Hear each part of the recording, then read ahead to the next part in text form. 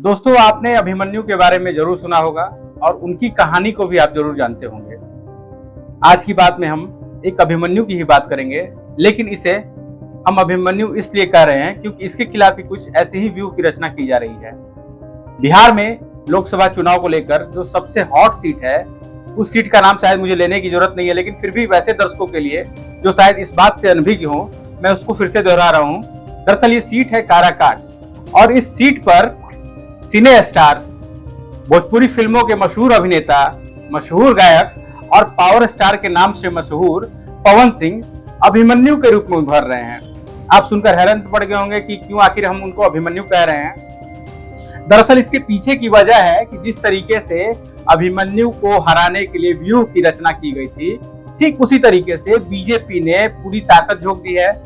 हालात ऐसे हैं कि पवन सिंह को हराने के लिए और उपेंद्र कुशवाहा को जिताने के लिए बीजेपी के शीर्ष नेतृत्व ने एक एक करके काराकाट में लैंडिंग शुरू कर दी है।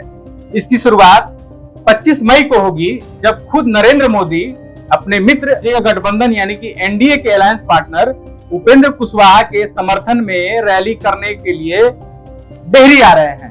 यहाँ उनकी विशाल जनसभा होनी है और इसके बाद मानो बीजेपी के नेताओं के आने का सिलसिला शुरू हो जाएगा। इससे पहले 24 मई यानी कि शुक्रवार को बिहार के सीएम नीतीश कुमार भी काराकाट पहुंच गए और उन्होंने अपने पुराने साथी, जिससे उनकी कभी बनती है कभी नहीं बनती है, लेकिन इस चुनाव में कुछ ऐसी बनी कि उपेंद्र कुशवाहा के लिए झोली फैलाकर वोट मांग रहे हैं। वहीं दूसरी तरफ अकेले पवन सिंह, जिनके पास न तो सिंबल है न ही कोई पार्टी है, अकेले मैदान में दहाड़ रहे हैं। यही कारण है कि आज हम उनकी तुलना अभिमन्यु से कर रहे हैं। हो सकता है बहुत सारे मित्रों को हमारी इस बात से मिर्च भी लग रही होगी, लेकिन उनको अभिमन्यु कहना इसलिए अतिशयोक्ति नहीं है क्योंकि पवन सिंह ने अकेले बीजेपी की हवा निकाल दी है। और यही कारण है कि न केवल नरेंद्र मोदी काराकाट में आ रहे हैं, बल्कि नरेंद्र मोदी के जाने के बाद बीजेपी में नंबर 2 की हैसियत रखने वाले अमित शाह, राजनाथ सिंह, जेपी नड्डा जैसे तमाम बड़े नेता उपेंद्र कुशवाहा के लिए वोट मांगने आ रहे हैं। अब बीजेपी को यह कदम क्यों उठाना पड़ा?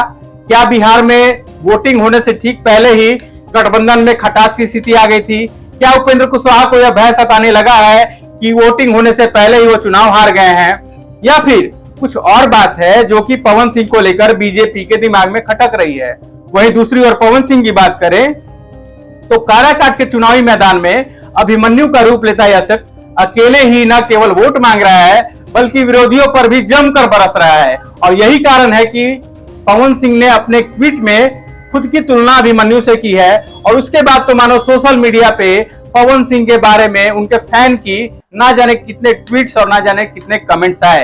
आपको बता दें कि 1 जून को काराकाट में वोटिंग होनी है, लेकिन वोटिंग से पहले काराकाट एक ऐसी सीट है जिसपे पूरे बिहार ही नहीं बल्कि देश की नजर है।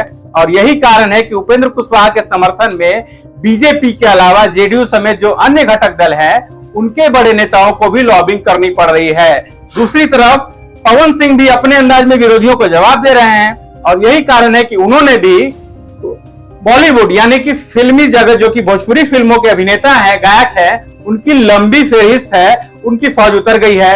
इसके अलावा पवन सिंह की पत्नी ज्योति देवी यानी कि ज्योति सिंह, वो भी अपने पति के लिए वोट मांग रही है। साथ ही शायद ही भोजपुरी सिने अभिनेता का कोई ऐसा नाम बचा हो या फिर भोजपुरी फिल्म इंडस्ट्री का कोई ऐसा गायक बचा हो जिसने पवन सिंह के लिए वहां पे कैंपेनिंग शुरू नहीं की है। हालांकि सबसे अहम सवाल है कि क्या पवन सिंह के प्रचार के लिए उनके पुराने मित्र और उनके जिगरी मित्र खेसारी लाल यादव काराकाट आ रहे हैं? हालांकि इसको लेकर अभी ऑफिशियल अनाउंसमेंट नहीं हुआ है, लेकिन सूत्र बता रहे हैं कि पीएम के जाने के बाद पवन सिंह पूरी ताकत झोंकेंगे और उसके बाद खेसारी भी उनके लिए लॉबिंग करने आएंगे।